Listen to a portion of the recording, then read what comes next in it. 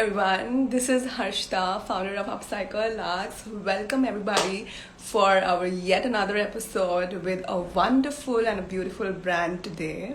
So this is unlike the brand collaboration which we do previously. This is something what you have asked us to do is asking about how this entire sustainability works, how upcycling, recycling, how what is the manufacturing of organic fabric happens. So today, interestingly, we have got how do you actually manufacture natural dyes and how to use it. So showcasing wonderful processes of natural dyes with Billynou. So today we have Miss Kaylee. She is a self-taught natural dyer based in south of France, working on her brand Billynou. Billynou is a brand born out of a desire for comfort and sustainability. She's passionate about clothing that is low impact and easy to wear, and believe that slowness is a great recipe for anything life. She especially loves natural dyeing process, describing it as living colors. She says they represent a direct connection to nature and have a charm and personality unlike the natural dyes. She's building a YouTube channel with a partner which is mostly based on natural dyes. She also says they have a simple life, spending as much time outside by the rivers as possible. And this year she's starting her first ever dye garden. Isn't that interesting to hear about? I think we should just not wait anymore and just deep dive into the conversation with Kaylee, and let's understand her inspiration towards how she has got born Billynou and the entire story behind it.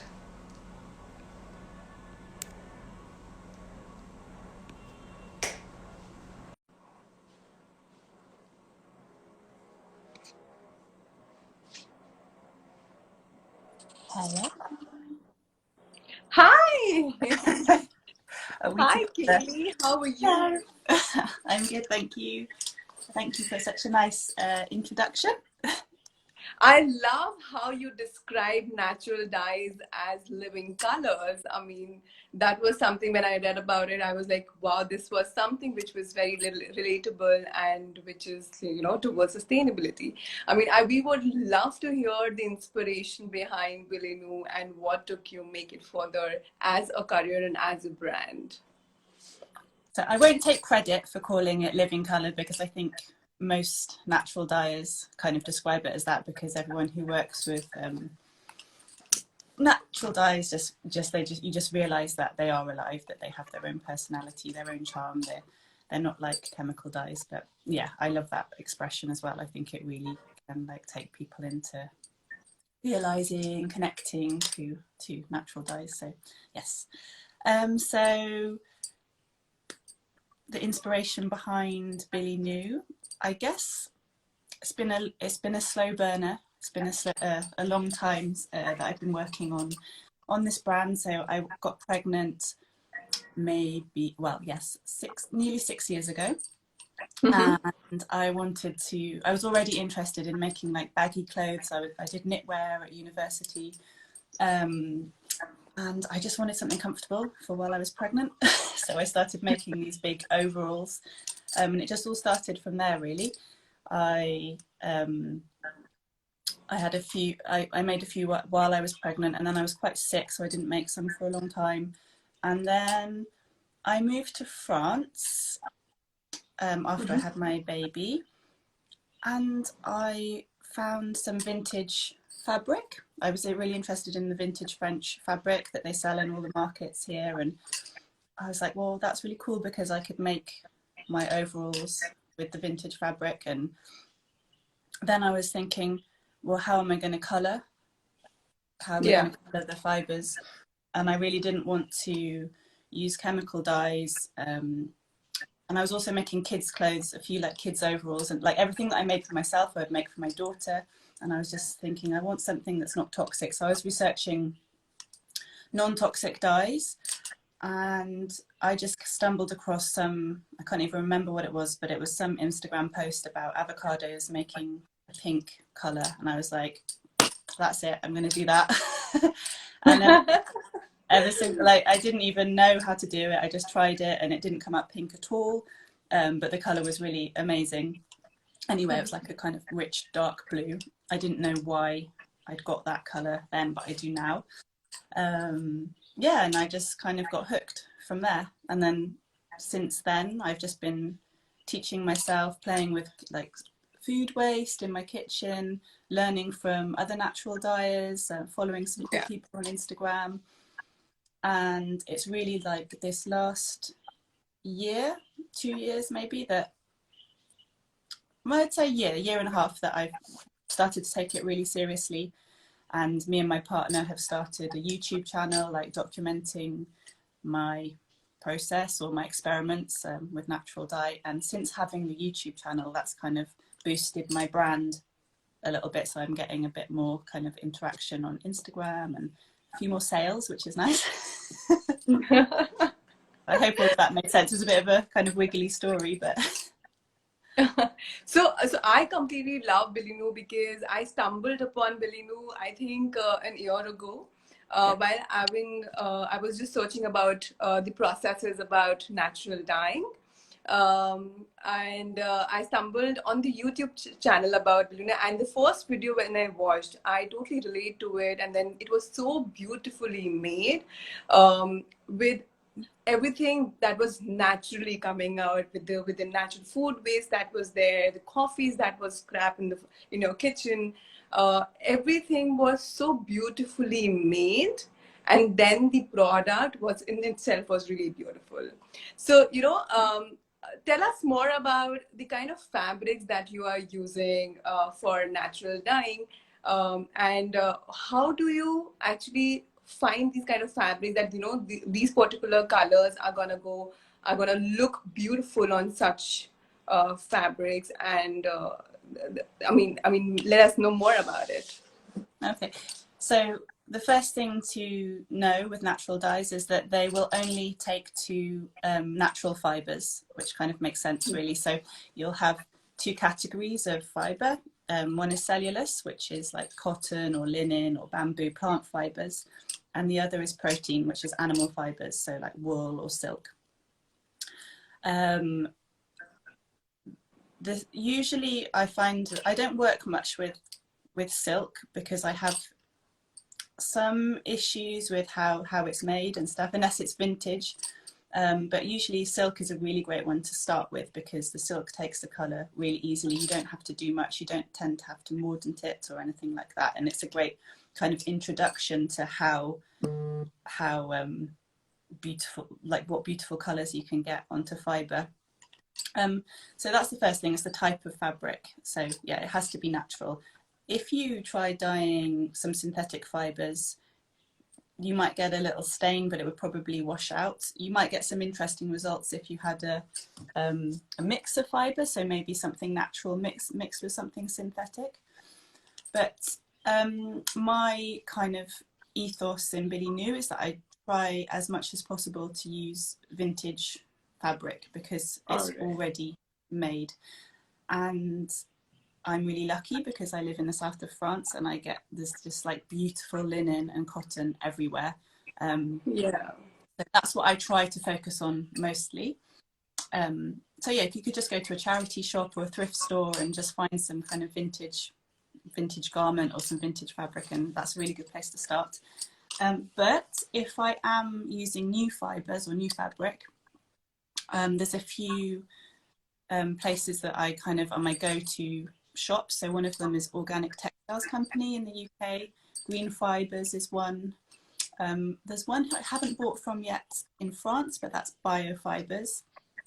But if you do a quick Google search, you can usually find some good organic kind of ethical providers of fabric.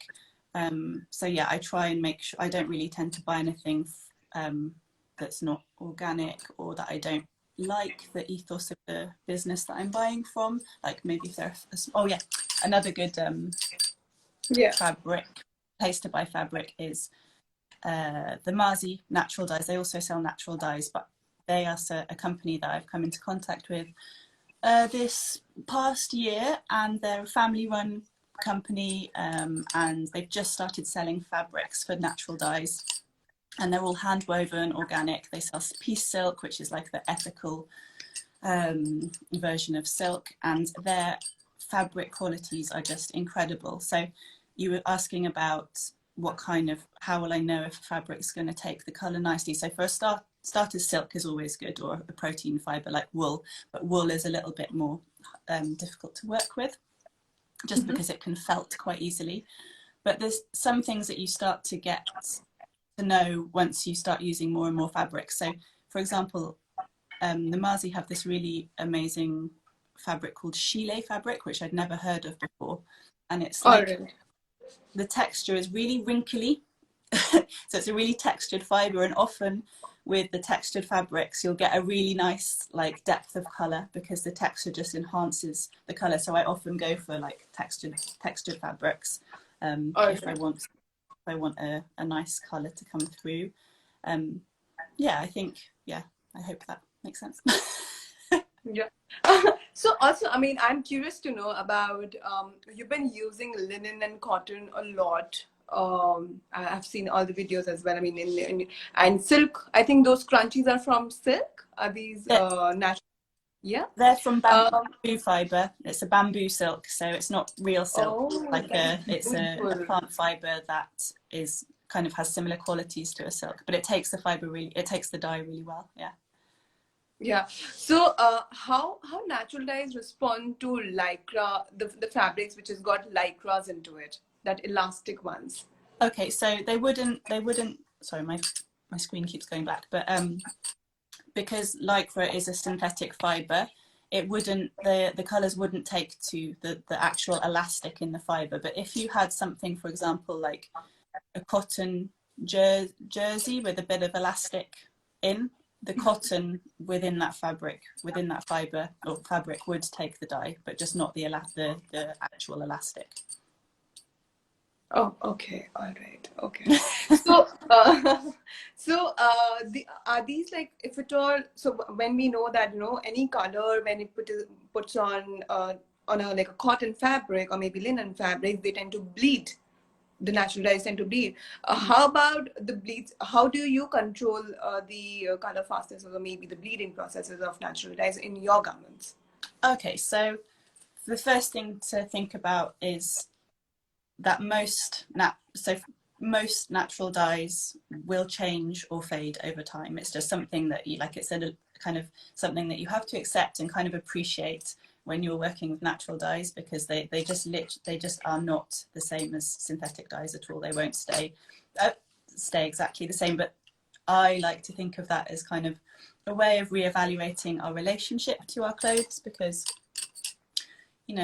maybe we'll like the way they look when they change, or maybe if they do change or fade, we can give them a new life with a different colour or over dye them with something. So that's the first thing to think about. But there are some things that you can do to help keep the colours as they are for as long as possible. And so that would be mordanting, which is, well, first of all, scouring, which is cleaning your fibres really thoroughly before you do anything to them. And then mordanting, which is where you use maybe a metal salt, or which is alum or alum acetate, to act as a fixer, so the colours can fix to the fabric. So that would be something that you would do before dyeing. And then choosing your dyes, choosing dyes with a high tannin content, or choosing dyes that are known to have a good kind of colour fastness, can help. Also, when you're actually doing the process of dyeing, making sure that you just take your time, that you don't rush it, that you make sure that you get the dyes into every nook and cranny of the fibre. Yeah. And then, yeah, it's all, taking your time is a really good thing to note as well, just being patient. And so with each step of the dyeing process, so with the scouring step, with the mordanting step, with the dyeing step, just taking your time. And then once you've dyed your fabric, then it's the aftercare. So treat your fabric gently. When you wash it by hand with cool water with a pH neutral soap. So lots of dyes can be pH reactive. So for example, an avocado dyed top, if you spill some lemon juice on it, it will have little splashes of yellow. So you have to be careful with things like that, which can be quite cool. It can be quite fun. It can add character to your clothes. But yeah, so when you wash them, do it gently. Try not to wash them too much. You know, often we wear our clothes once and then we wash them straight away. I tend to wear my clothes like until they're really, really dirty and then wash them, and that saves on water, but it also helps that, you know, the colour will last longer. I had something else. Oh yeah, and then when you're not wearing them, store them out of direct sunlight. So sunlight can have a kind of bleaching effect on colours. Yes. But this isn't just natural dyes, like even synthetic dyes can get bleached by the sun. So Of course, yes. good to note that as well. So there are a couple of questions which is coming up in the audience. I think we should just take few of them and then start our entire conversation. So Shivani Thakkar is asking, is it okay to use alum for cellulose fibers? Because alum acetate is difficult to find. So if you're going to use alum for cellulose fibres, you'll want to also use tannin. So you might want to put your cellulose fibres in a tannin bath first and then use an alum bath afterwards. But alum acetate, if you're starting out, I would see if you could find alum acetate. I'm wondering where you're looking, because I've found, well, I guess it depends where you are in the world, how easy it is to find certain things. But alum acetate shouldn't be too hard to find. It's quite a common... maybe in this area in India it's difficult to find. Shivani, you can just let us know which area you are living into, and then we can just help you out in finding alum acetate, if at all we can do something of this sort. So guys, we also recommend that if any question you have, you can send it across and comment section below. We are happy to answer all your questions, and Kaylee is with us for next few hours. So so you can just drop us a few more comments. I'm always sorry, if you ever have any questions, I do my best on my Instagram to answer everyone if I can. So I'm always happy to answer questions if I know the answer or help figure out the answer anyway. So I have seen your bundle dyeing. It is so beautifully derived. I mean, what was the inspiration behind bundle dyeing at home with food waste, and how you exactly do it?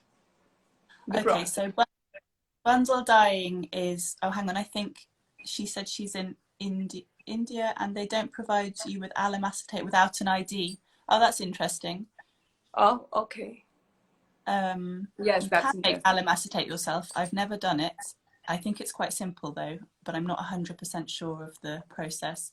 But I wonder if you order online, do you have to show? So no, so the Open Studio 79 says that you can make alum acetate yourself. So do you have any such kind of recipe, Kaylee, which you can share it to our audience? I've never made it. I think it's quite simple to make alum acetate yourself, but I've never done it, so I don't know exactly how to do it. But I think a quick Google would be able to offer you some info on that. Shivani, I think something or the other you've got, like, this was helpful for you. If not, you can just drop us a DM to me and Kaylee on our Instagram page. Might as well possible we can help you with more information. So bundle dyeing. So bundle dyeing is just really fun. Basically, it's a really simple way of getting plant colours onto fibre, and I like to try and use like dyes and colours that I have available to me. So something that's, you know, food waste, like onion skins, avocado skins, turmeric, or things that are local to me. When I go outside, I'll pick some flowers with my daughter, or we'll pick some leaves off the floor, or whatever.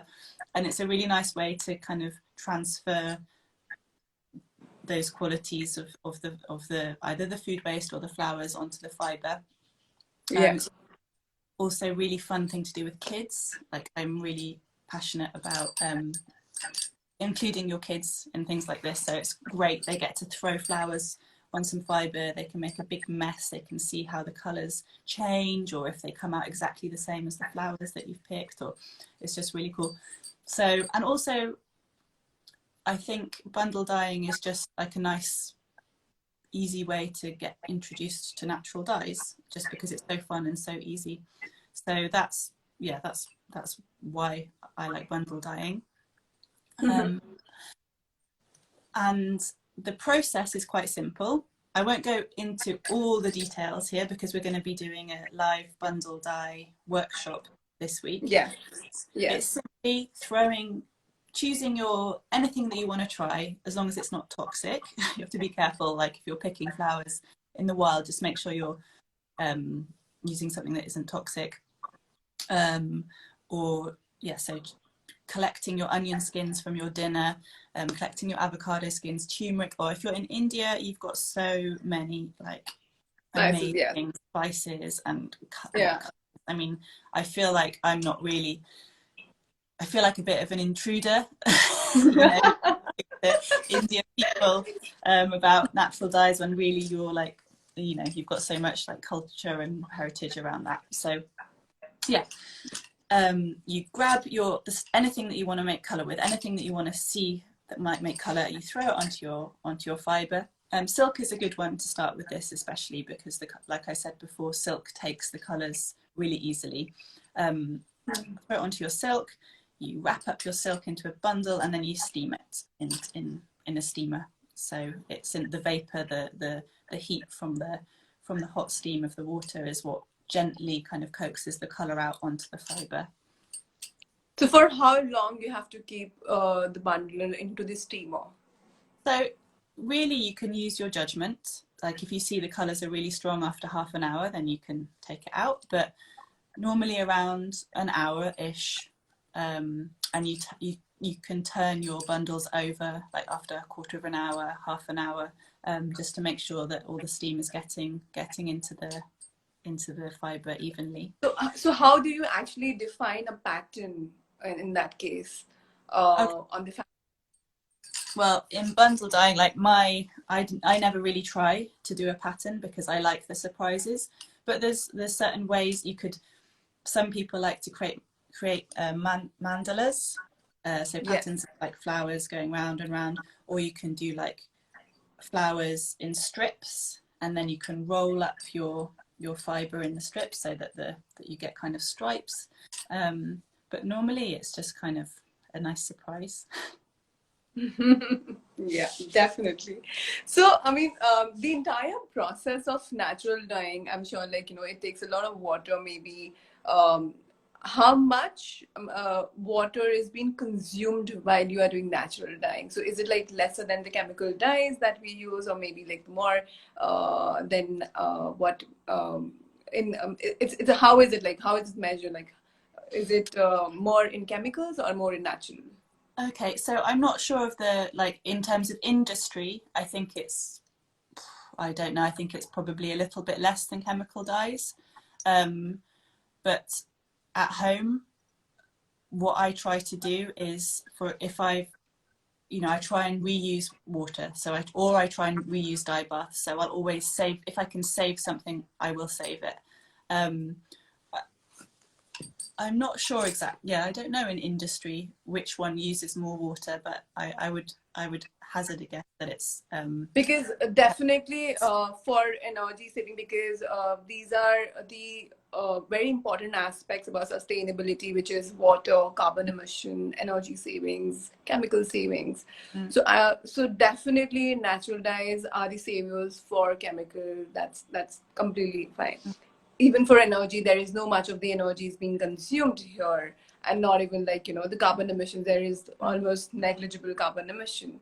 I was curious to know about the water consumption, which is happening from, maybe because of your experience, you can just mention about that the water which is being used in chemicals and in natural dyeing, it's what's the measure about it?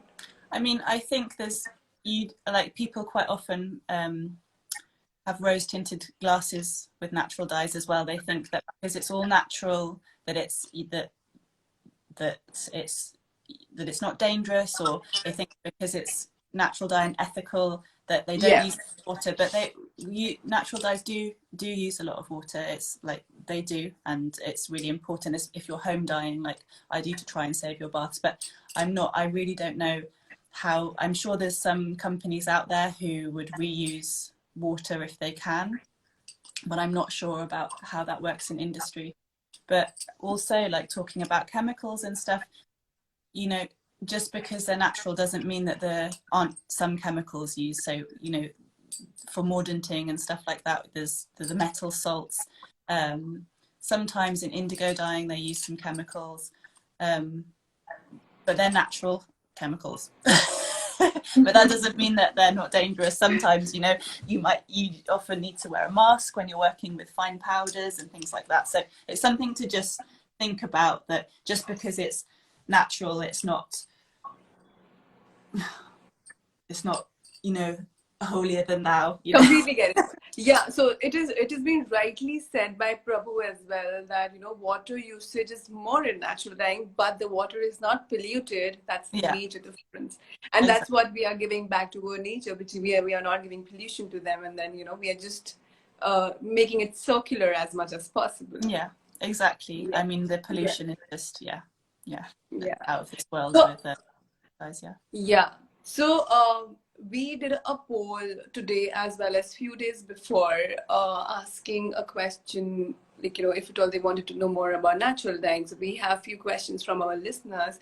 The first one is, can the chemical mordant used in natural dyes be completely replaced by some other natural mordants? So can the chemical mordants used in natural dyes be completely replaced by some other natural? So chemicals completely being erased by natural. The mordants that we use in natural dyes, like alum and alum acetate, they are natural. So they're natural. They are naturally occurring. There are some kind of things like soy milk could be used in place of like the metal salts, but the results the results are nice, but they're not as strong as with the mordant, as with the metal salt mordants. Also, soy milk isn't really a mordant, it's more of a binder, so it's like something that the colours stick to, but there's no chemical like reaction occurring to help to mean that the colours are fused to the fibres. All right. Okay. So we can, like, definitely it can be replaced, but then the kind of effects is gonna come back. It's gonna be the moderate way. It's not gonna be really beautiful. Yeah, you'll just have kind of more gentle colours, more soft colours. Another one. So how effective is natural dyes? Does natural dyes have color limit? Color limits? Yeah. I'm in the terms of the richness of the depth of shade, or in terms of which colours you can achieve. You can achieve pretty much most colours somehow with natural dyes. That depends if you're like layering colours. You can get different colours when layering them. For example, you can use indigo and maybe pomegranate, which is a yellow, to get like a blue colour, a green colour, sorry. So you can play with colours in the same way that you would play with paints with a kid to mix the colours. You can do that with natural dyes too. All right. And then the portion of natural dyes that is being used in a particular garment, then that's how much? The peels that you use, the waste that you use for one bundle dyeing, how much of the portion? Well, that really depends. So it depends on how strong the dye stuff is that you're using. So some dyes you would weigh your fibre, and then you would use 100% the weight of fibre with the dyes, but other dyes are much stronger, so you wouldn't need to do that. But that's something that is completely different with each dye, and it also depends on, for example, I often use onion skins to dye because I love the orange that I get from onion skins, and I really don't use that many to get a nice deep rich color, but some people would recommend using 100% the weight of fiber, get a really rich color. So, and that's a lot of onion skins if you're dyeing, say, a top like this, or a pair of trousers. Yeah, it could be quite a lot. Okay, so another one is, why should one go for natural dyes when synthetic dyes are cheaper and lasting? So we have just answered that. Oh God. I mean, if at all you wanted to like add up some more lines to it, I mean, of course you can. So first of all, because of the sustainability, the ethical kind of factor, the fact that, you know, that we've just been talking about, that chemical dyes have such high pollutants, and yeah, they're just not so great for the water systems, things like that. But also because natural dyes can really like give you a connection to nature. They can really give you a new perspective on how to connect with your clothing. It's not just about wearing something when the colour stays the same and you don't really think about it. When you've got something that is alive, like natural dyes are alive, and the colours change, you think about what you're wearing more. You become more connected to what you're wearing. You become more conscious of how it's been made, who's made it, what the conditions were like, you know, just everything. It can just open up a whole conversation around clothing and fashion, and what is fashion, and should we, especially in the world as it is now, shouldn't we all be taking a bit more of a conscious effort to think about what we're doing, our impact on the world, on people, on animals, on nature? Those are my personal opinions. Yeah, I think garments like these are like a conversation starter where you can actually share the entire journey as to how it was constructed and what was the ideology behind it, and then what was the execution. So beautifully done, because the brands which we have also collaborated with, their journeys, when we see, it's very beautiful to know. And then when you are actually making the product, making natural dyes by your hands and doing it at your home out of waste products and many other prospects to it, then you have a story behind it, and that's what reflects. So last question which we have is it possible to make natural dyeing accessible to everyone and more economical? Oh gosh, such hard questions, isn't it? Because in a way, natural dyes are accessible to everyone, because you can just use food waste and start playing around with colours, and in that way they're accessible to everyone. But I guess maybe they mean things that are naturally dyed, for example, like a brand that's naturally dyeing their clothes can be quite expensive, right? So maybe that's what they mean by accessibility. And this is a hard one, because I don't know. Personally, I don't. It's a funny thing, because I make sustainable clothes. I'm like an ethical fashion brand, but I also I can't afford to buy ethical brands. So hopefully one day, hopefully I'll start making more money with my brand.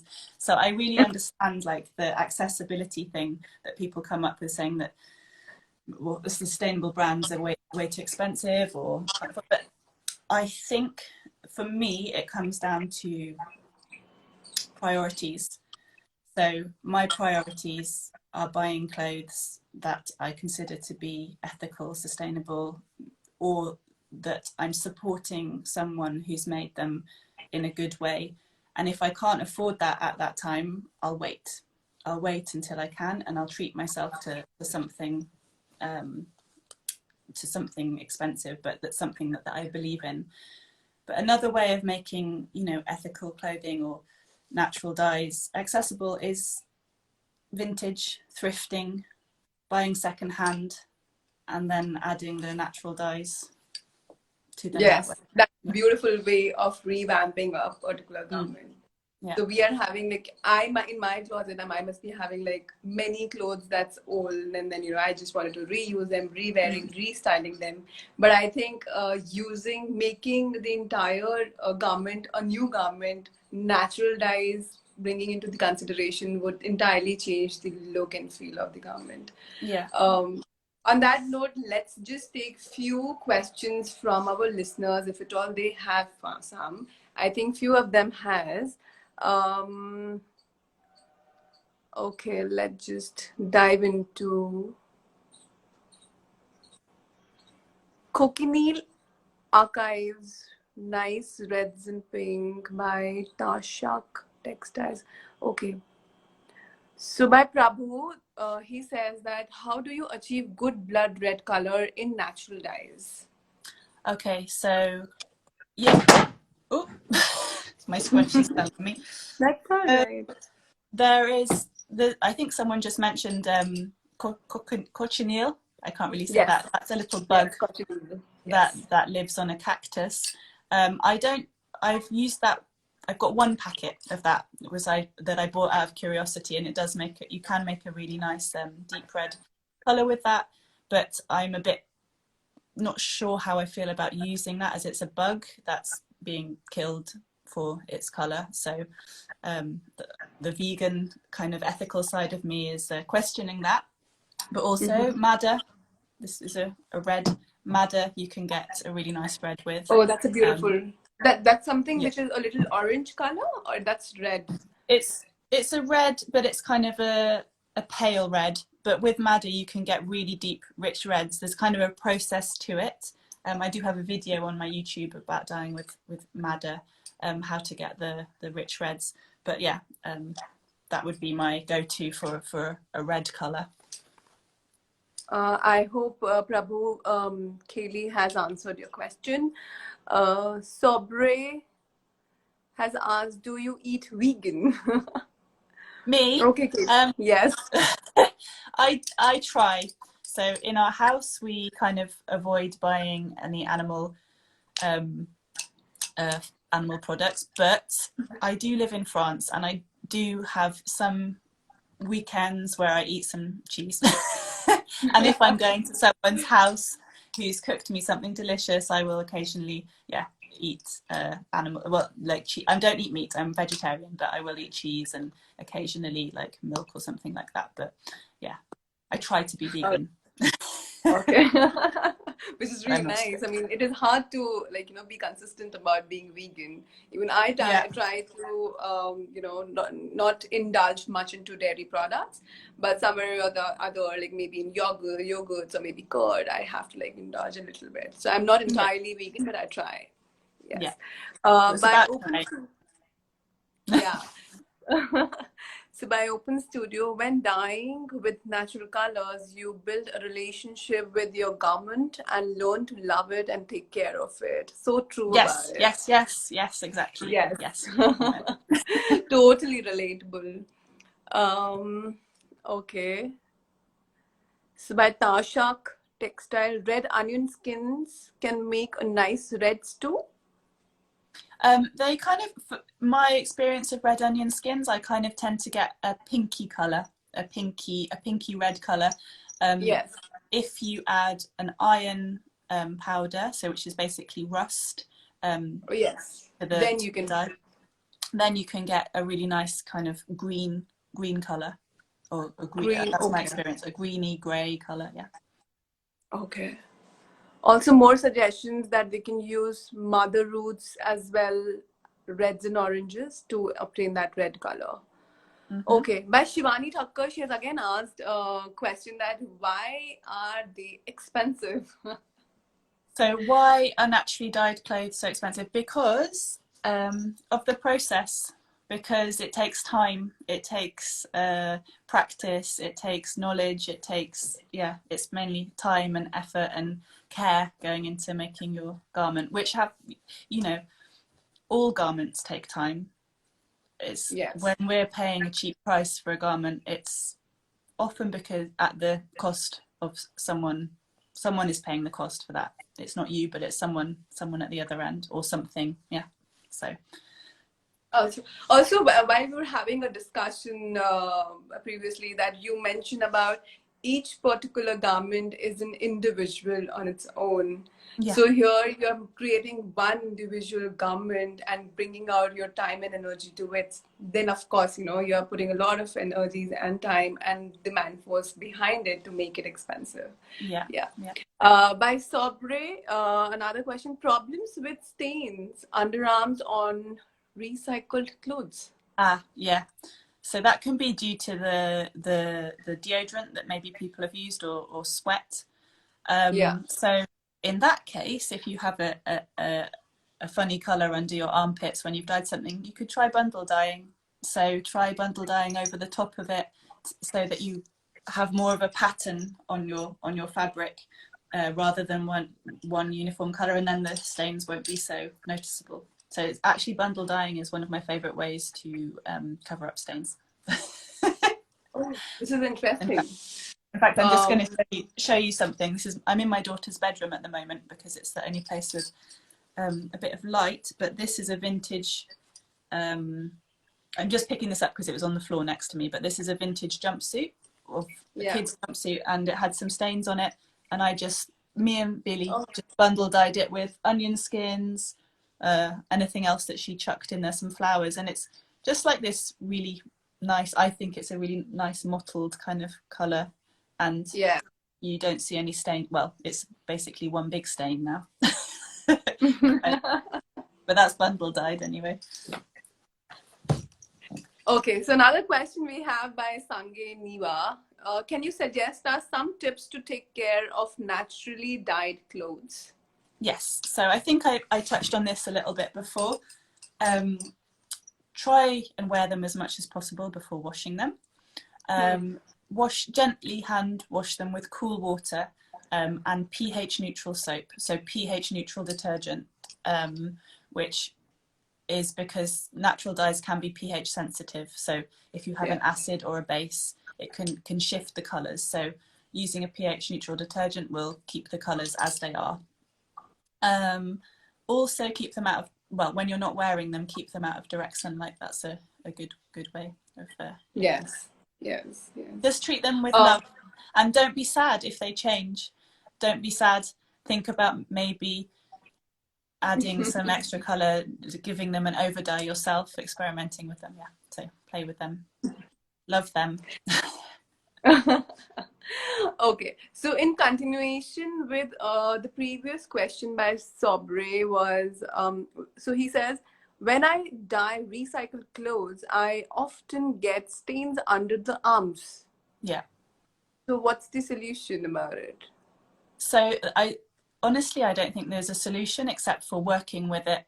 Just maybe bundle dyeing them, or maybe putting some patterns on your clothes. You could tie dye. And the reason you get different colours under the armpits is either because of the sweat from someone's, like the salt sweats, but also because of the deodorant. So a lot of deodorants have alum in them, which is actually what we use as a mordant. So people have been putting their alum deodorants on, and the alum then sticks to the clothes, and it's just a mordant. So it means that the colour is extra strong under the armpit. So yeah.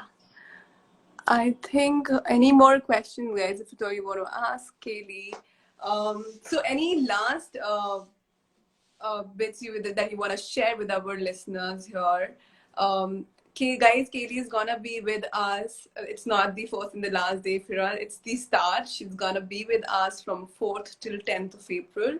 She's gonna also showcase a workshop of natural dyeing. So I'm superly excited about that, to see how exactly you bundle dye and the natural processes. So be with us, join us then. So Kaylee, over to you. If at all you have something which is very interesting, which in your life or maybe your ideologies you wanted to share with our listeners, please do that. So, Beck, first of all, thank you for your questions. Thank you for listening. Thank you for being interested in natural dyes. And I just would like to encourage any and all of you to try it. Just play, just have a go with natural dyes. And something that's been really beneficial for me is even though this year has been particularly difficult for us all. We've all been kind of locked up in a sense. I've made so many connections with people, like even doing this just through natural dyes, people talking about nature, people connecting through growing plants. Just there's such a big, nice, lovely, welcoming community. If you want to get involved, we're all here to kind of support and talk about it and have fun and share our experiments and just do it. This is one thing I would say, don't get too fixed on having a specific outcome with your natural dyeing projects. Kind of try to accept and enjoy what the natural dyes offer you and appreciate it. And if it's a really bad result, take that as a lesson in failure and try again and enjoy it. So yeah, that's what I would like to share with you guys. Welcome all the experimentation in natural dyeing, I feel. I mean, that's the best way to learn and achieve the possible ways you wanted to see it, see in a garment. Also, thank you so much. I just want to say one more thing, that a lot of you are in India. Go and you've got such an amazing, rich source of colour and natural dye and everything. Like if I could be there right now, I'm getting goosebumps thinking about how incredible your culture is with natural dyes and everything, the textile industry. Just go and look. I'm sure there's some local people local to you who are practicing the art of natural dye, and just go and learn from them. Just go and talk to them, connect with them. Yeah, okay, that's it. Definitely, Katie. I mean, I was so happy to have a conversation with you. I have learned in this conversation a lot of things. I would ask everybody in our listeners as well, do check out Kaylee's YouTube channel by the name of Billynou. That's her brand. You'll find one of the best and beautiful videos how she creates all the bundle dyeing processes and even the dyes from your food wastage. So I will highly recommend all of you to check out their YouTube channel. Thank you so much, Kayleigh, for your time. It was a great association with you and a really, really informative session. I'm looking forward what is there more in our coming days. See you yet another day. I mean, be in touch. It's a great collaboration. Yeah, cool. Thank you so much for having me. Thank you, everybody, for listening and being cool. Love you. Bye. Bye. Bye. Bye.